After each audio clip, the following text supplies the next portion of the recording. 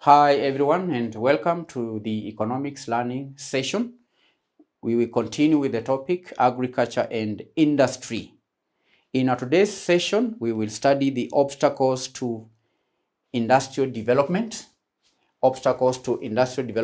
in developing countries, obstacles to economic development.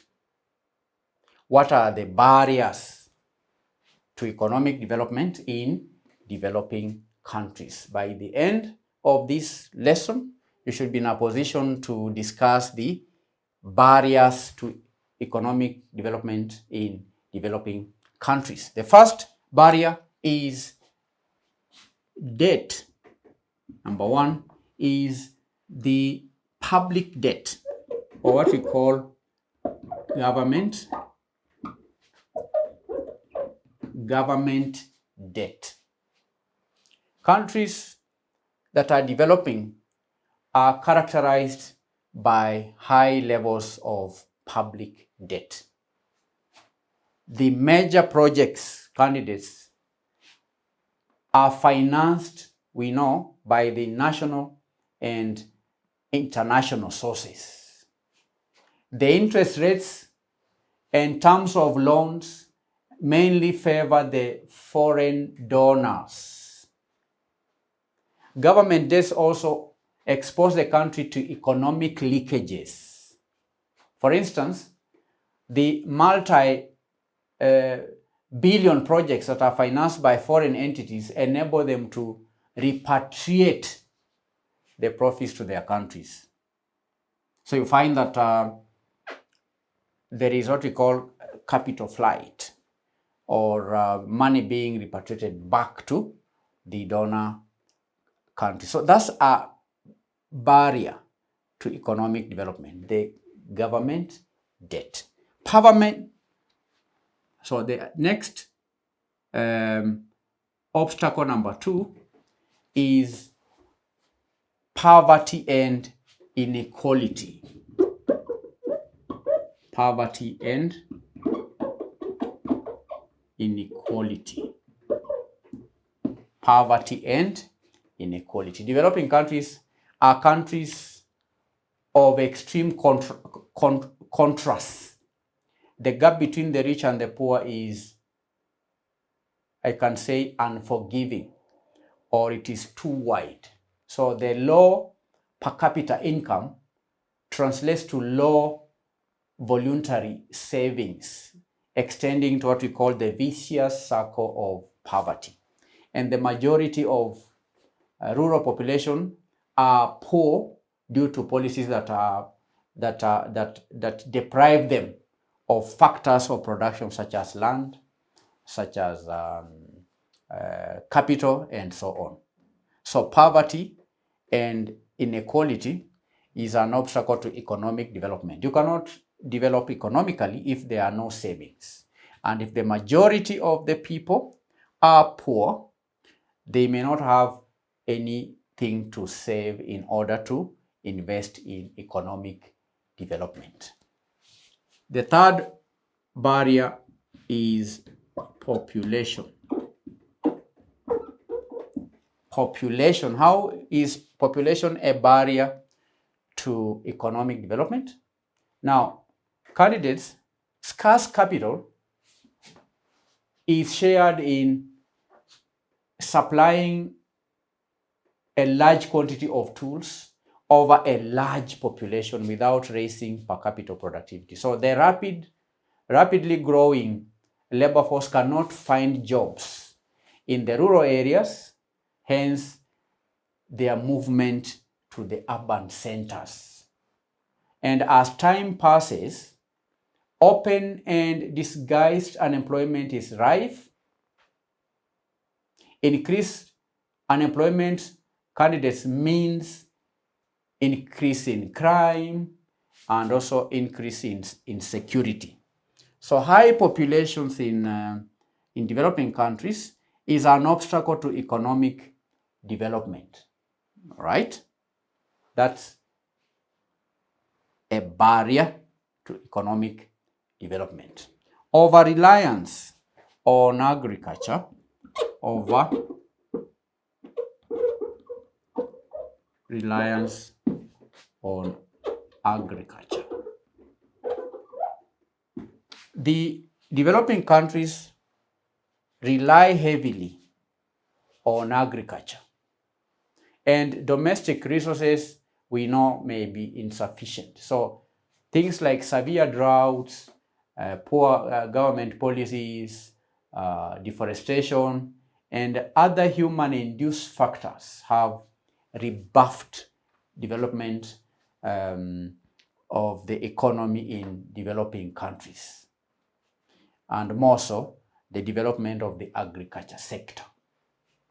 So population increase and high food prices coupled with lack of arable land is a problem to many citizens, because in developing countries, we saw earlier that their mainstream is agriculture, and they heavily rely on agriculture to produce food and to produce surplus for economic development. So population increase and high food prices, I've said, coupled with lack of arable land is a problem.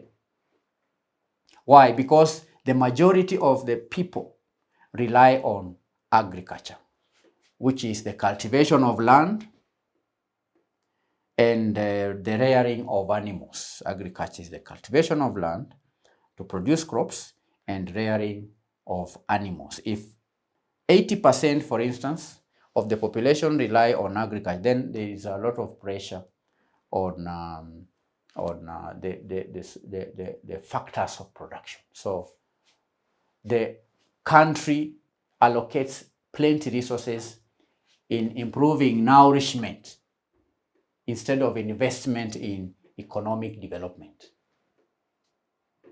Number 5, foreign exchange gap. Foreign exchange gap.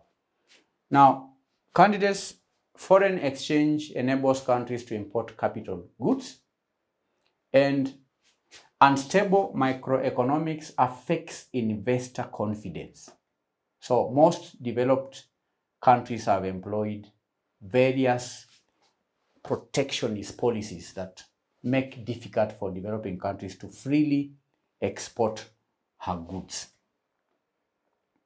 So the developing countries they've somehow protected their home industry so that the developing countries are unable to export to such countries, thereby creating a foreign exchange gap. And that becomes an obstacle to economic development. Earlier on, we said the ideal situation is that a country should produce for its own consumption and surplus for export. But sometimes the developed countries, they employ various protectionist policies that make it difficult for the developing countries to freely export, and that hinders economic development. Next, insecurity and political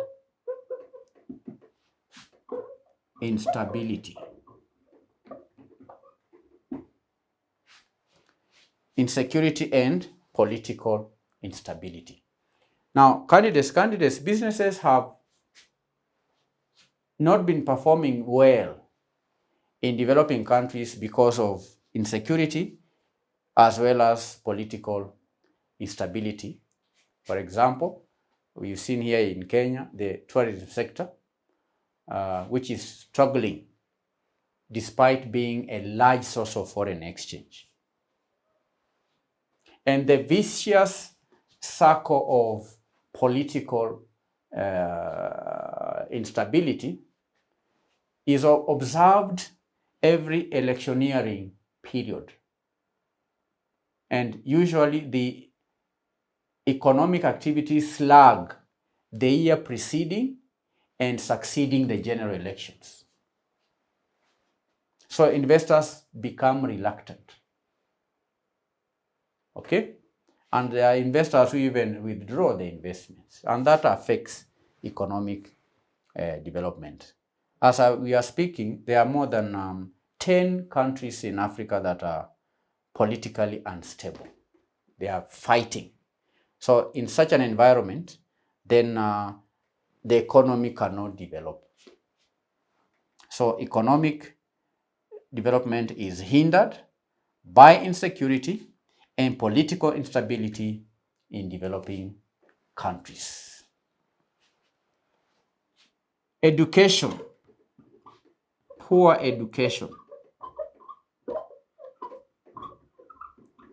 And related to education, there is the human resource. Okay? Poor education, and let me say, and human resource constraints.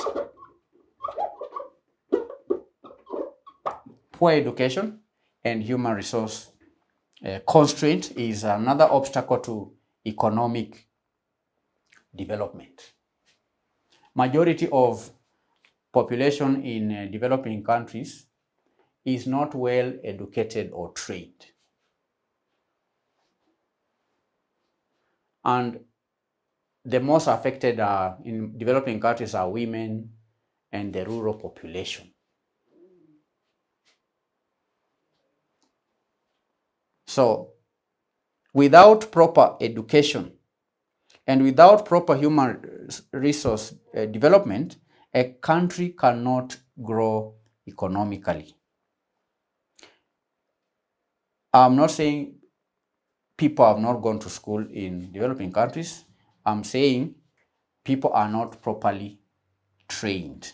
You may find there is a gap between the curriculum for training and job market requirements. What the job requires is not what is being produced by the training institutions. So there is that constraint. And if there is no proper human resource, then that can be a barrier to economic development. Corruption is another obstacle. Corruption. Corruption. Related to corruption is poor governance. And this poor governance can be at the corporate level or even at the national level.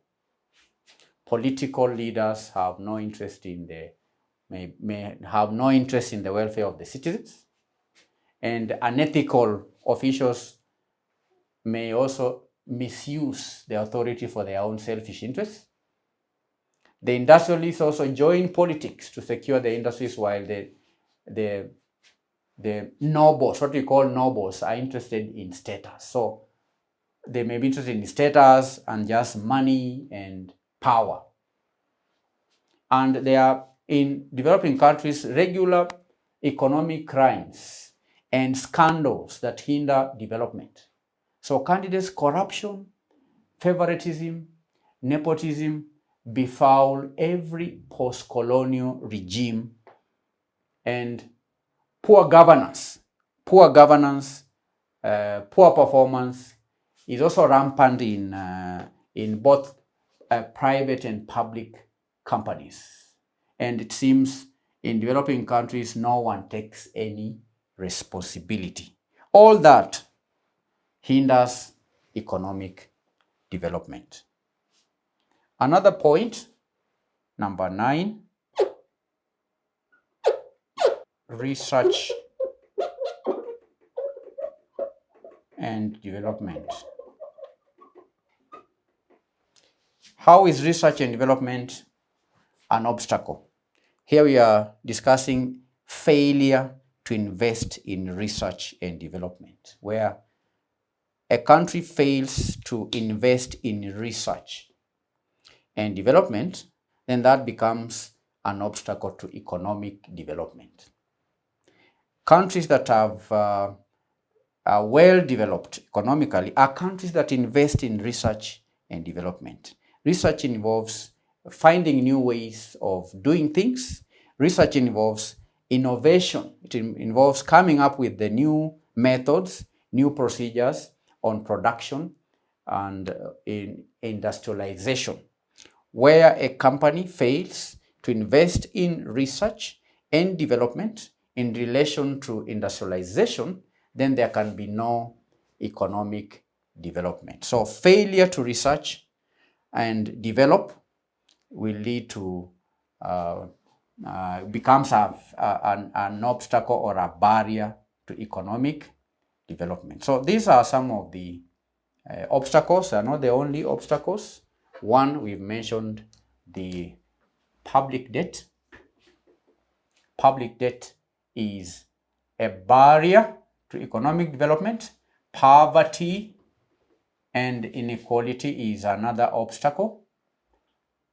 Population, where the population increases and there is no corresponding ways of maybe having increasing the per capita income, that becomes the pressure. Population pressure may force a company or a country not to economically grow because of pressure on the factors of production, because high population require a country to have sufficient supplies of food, to have sufficient opportunities for employment and so on.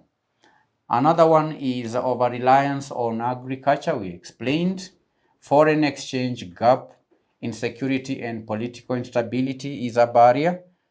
Poor education and human resource constraint is another barrier to economic development. Explained corruption and governance, poor governance. I've explained how poor governance and corruption can hinder economic development. Then lastly, research and development. I'll give you one question based on what we've learned today. This is your assignment.